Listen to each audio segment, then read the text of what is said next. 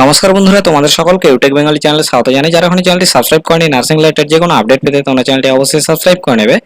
তোমাদের আজকে আমি নার্সিং এর একটি রিক্রুটমেন্টের নোটিফিকেশন দেখাবো।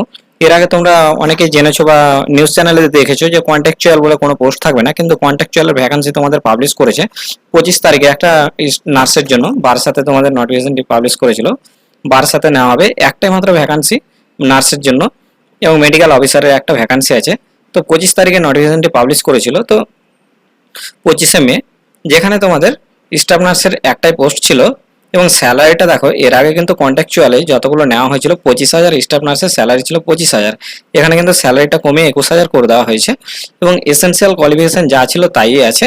এসেনশিয়াল কোয়ালিফিকেশনে কোনো চেঞ্জ করা হয়নি, শুধু আপার এজ লিমিট যেটা করেছে সেটা নার্সদের ক্ষেত্রে সেটা 60 করেছে। আপার এজ লিমিট বলেছে 60 বছর পর্যন্ত অ্যাপ্লাই করতে পারবে। তো এই হচ্ছে তোমাদের এলিজিবিলিটি ক্রাইটেরিয়া।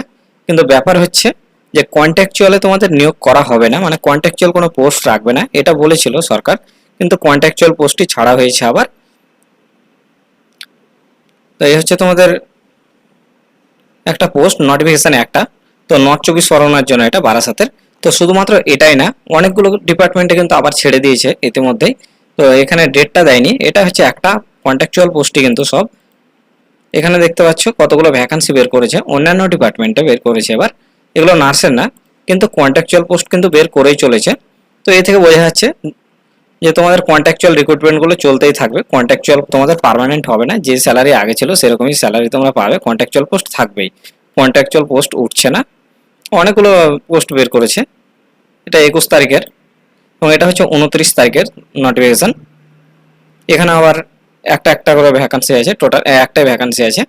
তো কিন্তু মেয়াদগুলো দেখো, এখানে যেমন তোমাদের একটা মেয়াদ লিখেছিল কন্ট্রাকচুয়ালের, যে কন্ট্রাক্টের তোমাদের টাইম পিরিয়ডটা তোমাদের 1 ইয়ার টাইম পিরিয়ড লিখে দেওয়া আছে, কোথায় একটা দেখলাম। তো এই হচ্ছে দেখো তোমাদের সেই নোটিফিকেশন, যেখানে তোমাদের মেয়াদটা এখানে বলে দিয়েছে 1 ইয়ার। তোমাদের 1 ইয়ারের জন্য তোমাদের নিয়োগ করা হবে।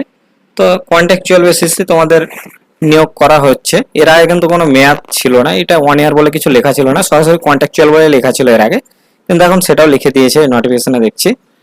তো নার্সিং রিলেটেড যে কোনো আপডেট পেতে তোমার চ্যানেলটি অবশ্যই সাবস্ক্রাইব করে নেবে। ধন্যবাদ।